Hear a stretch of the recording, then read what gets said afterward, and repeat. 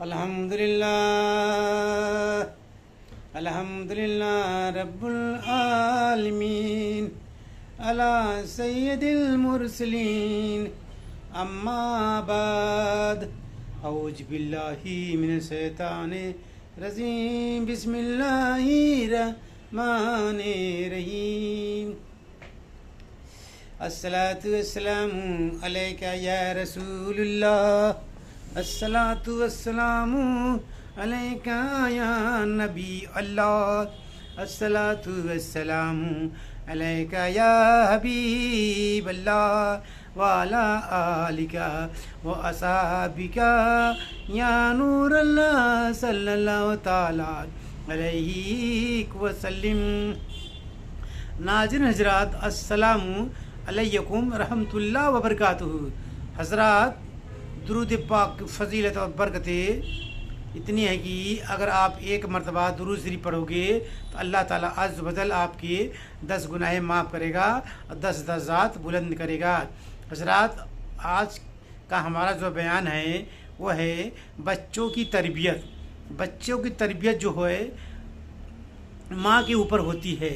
माँ बच्चों की तरबियत जब सही ढंग से नहीं दे पाती है तो वो बच्चा तमाम गुनाहें करता है, माँ बाप की नाफरमानियाँ करता है। अब बच्चों की तरबियत कैसे होती है? माँ के सिकम यानी पेट, माँ के सिकम में जब बच्चा पलने लगे तो माँ को चाहिए वो वजू बना के दुरूद शरीफ पढ़े, नात शरीफ पढ़े, कुरान पढ़े, कलमा पढ़ती रहे। हत्ता कि वो बच्चा जब पेट में यानी माँ के सिकम में पलेगा तो बच्चा जब बाहर आएगा दुनिया में तो उसी तरह से वो भी इल्म के रास्ते पे चलेगा। नहीं तो यहाँ देखा जाता है कि माँ के सिकम में जब बच्चा पलने लगता है तो माँ क्या करती हैं? चुगलखोरियाँ करती हैं, बुराइयाँ करती है, लड़ाई झगड़ा करती हैं, गाली गलौज करती हैं। तो दुनिया में जब वो बच्चा आता है, विलादत होती है उसकी, तो वो भी उसी तरह से करता है। और जब सही तरह से अल्लाह की इबादत करें और बच्चा जब दुनिया में आ जाए तो क्या करें? जब उसको अपने सिकम से उसके मुंह में दूध, सिकम में यानी दूध पिलाएं तो वजू बना लें, फिर दूध पिलाएं और नात शरीफ पढ़ती रहें, कलमा पढ़ती रहें, दुरूद शरीफ पढ़ती रहें, ताकि वो जो दूध उस बच्चे की सिकम में जाएगा तो बच्चा आगे चल के आलिम ही बनेगा। नहीं तो बुराई वाला दूध जाएगा। कुछ औरतों को तो देखा जाता है बच्चों को जब दूध पिलाती रहती हैं तो क्या करती हैं? गाली गलौज करती हैं, गालियाँ देती हैं, लड़ाई करती हैं, झगड़ा करती हैं। तो जब बच्चा वो बड़ा होता है तो वो बच्चा भी उसी हरकतों पर चलता है। चाहे लड़की हो चाहे लड़का हो गया, वो भी माँ बहन की गालियाँ देते हुए गलत रास्तों पे जाना, लड़कियाँ गलत रास्ते पे जाएंगी, लड़के गलत रास्ते पे जाएंगे। तो ये काम ज़्यादातर होने लग रहा है। आज के माहौल में ये देखा जा रहा है, जब से ये मोबाइल चला हुआ है तब से माहौल बिगड़ गया है। औरतें 10 बजे रात तक बाहर बैठी रहेंगी दरवाजे पे, चुगलखोरियाँ करती रहती हैं, बच्चे शोर शराबा करते रहते हैं, किसी को सोने नहीं तक देते। वो बच्चे हो रहे हैं आज दौर में। माँ बाप को कोई फिक्र नहीं है। अगर बोलो कि आपका बच्चा शोर कर रहा है, आप यहाँ बैठी हो, शोर करवा रही हो, तो कहती है हमारे दरवाजे पे खेल रहा है, हो तुमसे क्या मतलब है? दरवाजे पे खेल रहा है तो ठीक है, शोर शराबा न करो। तुम्हारे वजह से किसी को तकलीफ़ हो रही है, तुम्हारे वजह से किसी को तकलीफ़ हो रही है। अल्लाह ताला ये नहीं फरमाता है कि अपनी वजह से किसी को तकलीफ़ दो, लेकिन यहाँ तो तकलीफ़ दे के यानी किसी का दिल दुखा के ही राज़ी हैं लोग। दिल नहीं दुखाना चाहिए किसी का, लेकिन किसी को क्या समझाया जा सकता है? अगर समझाओ तो कहेंगे कि तुम बड़ा आलिम बन गया है ना, तुम बड़ा आलिम बन गया है। इस तरह से औरतें कहती हैं कि लड़ाइयाँ करती हैं, झगड़ा करती हैं, कहते हैं कि तेरे पास तो कोई औलाद ही नहीं है, तू औलाद कदर क्या जाने। तो किसको किसको समझाया जाए? आज के दौर में न तो मुसलमान अल्लाह से डरता है, न अल्लाह के रसूल से डरता है, न अल्लाह के रसूल के सुन्नतों पे चलता है मुसलमान।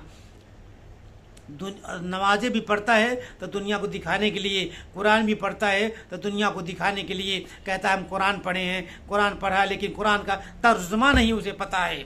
अगर कुरान का तर्जुमा पता हो जाए तो वो मुसलमान कभी गुनाह करेगा ही नहीं। इसलिए मुसलमान ज़्यादा गुनहगार हो रहे हैं। मुसलमान के अंदर से आज के दौर में अखलाक मोहब्बत ख़त्म हो गई है, और जिस मुसलमान के अंदर अखलाक नहीं है, मोहब्बत नहीं है, ज़िक्र कल्ब नहीं है, ईमान नहीं है, तो वो मुसलमान नहीं रहा।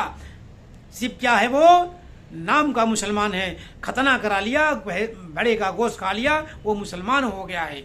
आज के दौर में ये देखा जा रहा है, चाहे जिधर चले जाओ हराम हलाल के मुसलमान खाने लग रहे हैं। सूद, ब्याज, कमीशन, दारू, शराब, सारे ऐब मुसलमानों में। ऐसा कोई ऐब नहीं बचा है जो मुसलमान नहीं करता हो। मुसलमान के अंदर हर ऐब देखा जा रहा है। अब उसे ना अल्लाह से डर है, ना अल्लाह के रसूल से डर है। उसे तो ये पता है हमने पैदा हुआ हूँ, हमारे माँ बाप ने हमें पैदा किया है, एक दिन हम इसी दुनिया मर जाएंगे, और जब मर जाएंगे तो मुझे ले जाके कब्र में दफना देंगे। ये ख्याल होता है मुसलमानों का। यार कोई किसी के बारे में नहीं सोचता कि पड़ोसी भूखा है कि तकलीफ में है, कैसा है कैसा नहीं है, कोई मतलब नहीं है। अगर ये पड़ोसी अच्छा से कमा खा रहा है तो उसे देख के चलेंगे और उसको जो है नीचे लाने की कोशिश करेंगे, दबा दो इसको ना। मुसलमानों को सलाम करने का तरीका है, सलाम भी करते कहते अस्सलाम वालेकुम। बताइए, इन्हें सलाम करने का तरीका भी नहीं है, कहते हम मुसलमान हैं। काहे का मुसलमान है भाई तू? हाँ, सलाम का मतलब होता है अस्सलामु अलैकुम रहमतुल्लाह व बरकातहू। तो जवाब दे सुनने वाला कहेगा वाह अलैकुम सलाम रहमतुल्लाह व बरकातहू। अब तो मुसलमान सीधा कहते अस्सलाम वालेकुम, सीधा तुम्हारे पर नालत भेज रहे हैं।